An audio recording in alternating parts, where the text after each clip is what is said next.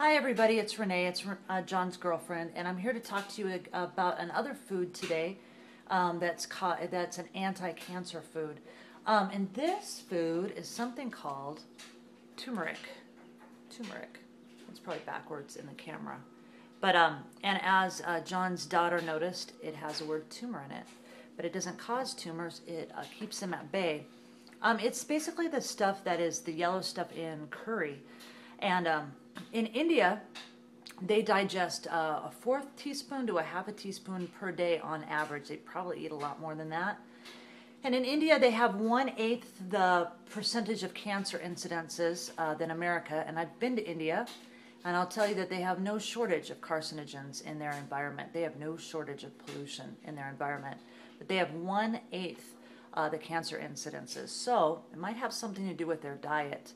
And an Indian doctor started doing this research, and his name was Bharat Agarwal, Dr. Bharat Agarwal, and he works down in the MD Anderson Center in Houston, Texas, which is a renowned cancer center. And he was an Indian doctor, and he had grown up with Ayurvedic medicine. And he started looking at the cancer rates in his home country versus in America, and he said there might be something in the diet. So he started to experiment with foods and look at the texts of Ayurvedic medicine, which are really quite complicated and very old. And he started trying to prove them through the Western lens of medicine.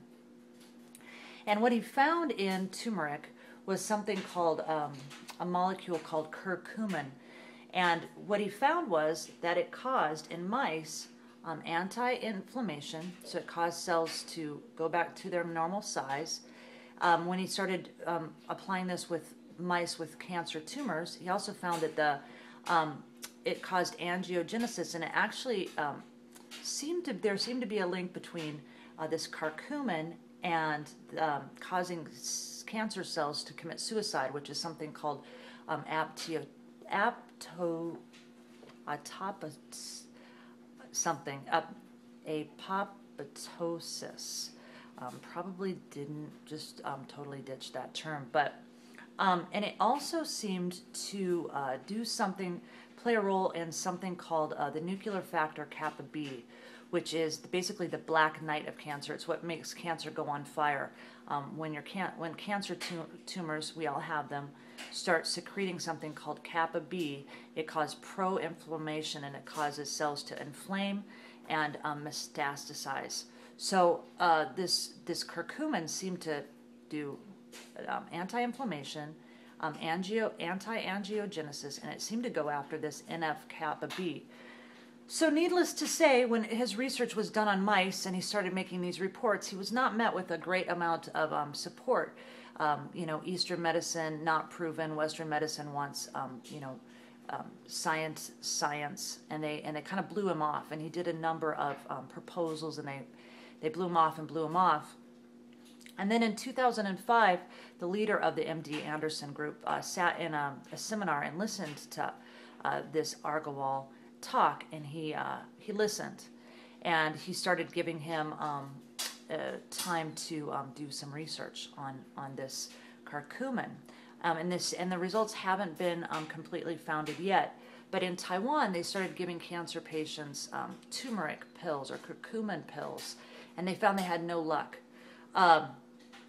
On what they think that this is, and it goes back to Ayurvedic medicine, is you can't just have turmeric by itself. If you use it in a food, and it's really good, and we'll do some videos on some recipes for to use turmeric. But it needs to be mixed with either ginger or black pepper. And when the doctors started doing research on mixing it with pepper, it found that the cells absorbed turmeric. The reason it didn't seem to work was the intestinal barrier didn't digest just turmeric. But when you put pepper in with turmeric, it increases that absorption rate by 2,000%.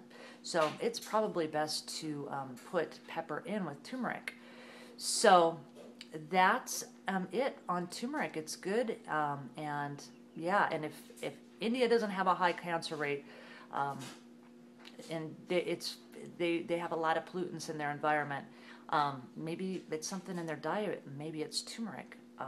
So we eat it a lot in this house. All right, thank you so much.